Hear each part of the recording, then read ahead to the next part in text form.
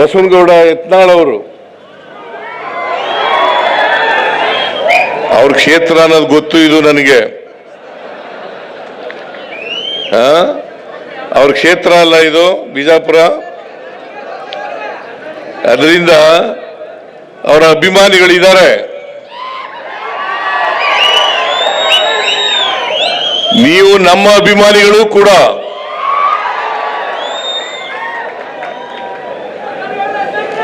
ನಿಮ್ಮೆಲ್ಲರ ಆಶೀರ್ವಾದದಿಂದಲೇ 136 ಸ್ಥಾನಗಳನ್ನ ಕಳೆದ ಚುನಾವಣೆಯಲ್ಲಿ ಗೆದ್ದದ್ದು. ಇಲ್ಲಿ ಬಿಜಾಪುರ ಜಿಲ್ಲೆಯಲ್ಲಿ ಸುಮಾರು 8 ಅಸೆಂಬ್ಲಿ ಕ್ಷೇತ್ರಗಳಿದ್ದಾವೆ. 8 ಅಸೆಂಬ್ಲಿ ಕ್ಷೇತ್ರಗಳಲ್ಲಿ 6 ಕ್ಷೇತ್ರಗಳನ್ನ ನಾವು ಗೆದ್ದಿದ್ದೇವೆ. ಅದರಿಂದಲೇ ನಾವು ಸರ್ಕಾರ ಮಾಡಲಿಕ್ಕೆ ಸಾಧ್ಯ ಆಯಿತು. ಅದಕ್ಕೆ 136 ಸ್ಥಾನಗಳನ್ನು ಗೆಲ್ಲಬೇಕಾದ್ರೆ 136 ಸ್ಥಾನಗಳನ್ನು ಗೆಲ್ಲಬೇಕಾದ್ರೆ ನಿಮ್ಮ ಆಶೀರ್ವಾದ ಬಹಳ ಮುಖ್ಯ ಅಂತಕ್ಕಂಥ ಮಾತುಗಳನ್ನು ಹೇಳಲಿಕ್ಕೆ ಬಯಸ್ತಾ ಇದ್ದೇನೆ. ಅನೇಕ ಸಾರಿ ಬಂದಿದ್ದೇನೆ ನಾನು ಬಿಜಾಪುರಕ್ಕೆ. ಸುಮಾರು 40-45 ವರ್ಷಗಳಿಂದಲೂ ಕೂಡ ಇಡೀ ರಾಜ್ಯನೆಲ್ಲ ಸುತ್ತಾಡ್ತಾ ಇದ್ದೀನಿ ನಾನು. ಕಳೆದ ಚುನಾವಣೆಯಲ್ಲೂ ಕೂಡ ಬಂದಿದ್ದೆ, ಅದರಿಂದ ಚುನಾವಣೆಯಲ್ಲೂ ಕೂಡ ಬಂದಿದ್ದೆ, ಅದರಿಂದ ಚುನಾವಣೆ ಕೂಡ ಬಂದಿದ್ದೆ, ಬೇರೆ ಸಂದರ್ಭಗಳಲ್ಲೂ ಕೂಡ ಬಂದಿದ್ದೆ. ಆದರೆ ಬಂದಾಗೆಲ್ಲ ಕೂಡ ನೀವು ನನಗೆ ಆಶೀರ್ವಾದವನ್ನು ಮಾಡಿದ್ದೀರಿ ಅಂತಕ್ಕಂಥ ಮಾತುಗಳನ್ನು ಹೇಳಲಿಕ್ಕೆ ಬಯಸ್ತಾ ಇದ್ದೇನೆ. ಬಸವನಗೌಡ ಯತ್ನಾಳ್ ಅವರು ಅನೇಕ ವಿಚಾರಗಳನ್ನು, ಅನೇಕ ಒತ್ತಾಯಗಳನ್ನು ಮಾಡಿದ್ದಾರೆ. ಅವುಗಳಲ್ಲಿ ಬಹಳ ಮುಖ್ಯವಾದದ್ದು ಮೇಲ್ಸೇತುವೆ. 160 ಕೋಟಿ ರೂಪಾಯಿ ಅಂದಾಜು ವೆಚ್ಚದಲ್ಲಿ ಮೇಲ್ಸೇತುವೆ ಮಾಡಬೇಕು ಅಂತ ಮನವಿಯನ್ನು ಮಾಡಿದ್ದಾರೆ. ಅದನ್ನ ಮಾಡಿಕೊಡ್ತಕ್ಕಂಥ ಕೆಲಸವನ್ನ ಮಾಡ್ತೇನೆ ಅಂತಕ್ಕಂಥ ಮಾತುಗಳನ್ನ ಹೇಳಲಿಕ್ಕೆ ಬಯಸ್ತಾ ಇದ್ದೇನೆ. ಗೊತ್ತಾಯ್ತಾ?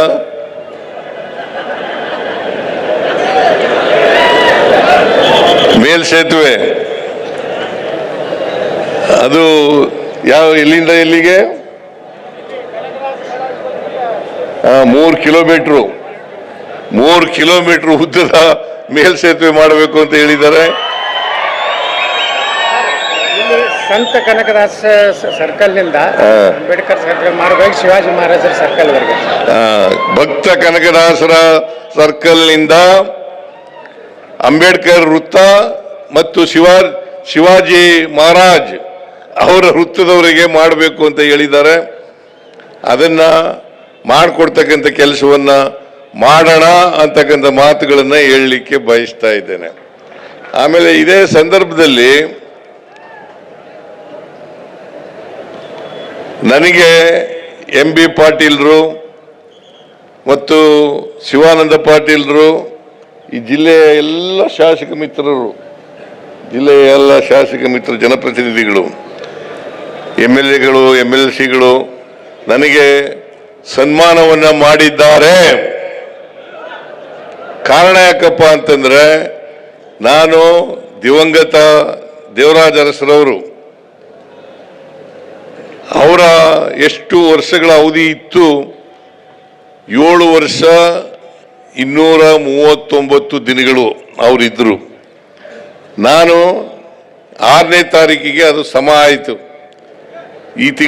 ಈ ವರ್ಷ 2026 ಜನವರಿ 6ನೇ ತಾರೀಕಿಗೆ ಸಮ ಆಯಿತು. ಈಗಾಗಲೇ ಇವತ್ತು 9ನೇ ತಾರೀಕು, 3 ದಿನಗಳು ಜಾಸ್ತಿ ಮಾಡಿದ್ದೀನಿ ಅಂತೇಳಿ ನಿಮ್ಮೆಲ್ಲರ ಆಶೀರ್ವಾದ, ಕಾಂಗ್ರೆಸ್ ಹೈಕಮಾಂಡ್ನ ಆಶೀರ್ವಾದ, ಸೋನಿಯಾ ಗಾಂಧಿಯವರು, ರಾಹುಲ್ ಗಾಂಧಿಯವರು, ಮಲ್ಲಿಕಾರ್ಜುನ ಖರ್ಗೆಯವರು, ಇವರೆಲ್ಲರ ಆಶೀರ್ವಾದದಿಂದ ಇವತ್ತು ನಾನು 2 ಬಾರಿ ಮುಖ್ಯಮಂತ್ರಿ ಆಗಲಿಕ್ಕೆ ಸಾಧ್ಯ ಆಯಿತು. ಅಷ್ಟೇ ಅಲ್ಲ, ಕರ್ನಾಟಕದಲ್ಲಿ ಹೆಚ್ಚು ದಿನಗಳ ಕಾಲ ಮುಖ್ಯಮಂತ್ರಿ ಆಗಿರ್ತಕ್ಕಂಥದ್ದು, ದೀರ್ಘಾವಧಿ ಕಾಲ ಮುಖ್ಯಮಂತ್ರಿ ಆಗಿರ್ತಕ್ಕಂಥ ಅವಕಾಶನೂ ಕೂಡ ಸಿಕ್ಕಿದೆ. ಅದಕ್ಕೋಸ್ಕರ ಈ ರಾಜ್ಯದ ಜನತೆಗೆ ಧನ್ಯವಾದಗಳನ್ನು ಹೇಳಲಿಕ್ಕೆ ಬಯಸ್ತಾ ಇದ್ದೇನೆ.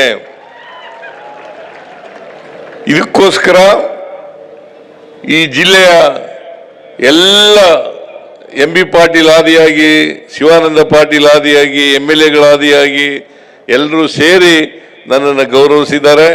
ಅದಕ್ಕೋಸ್ಕರ ನಾನು ಅವರೆಲ್ಲರಿಗೂ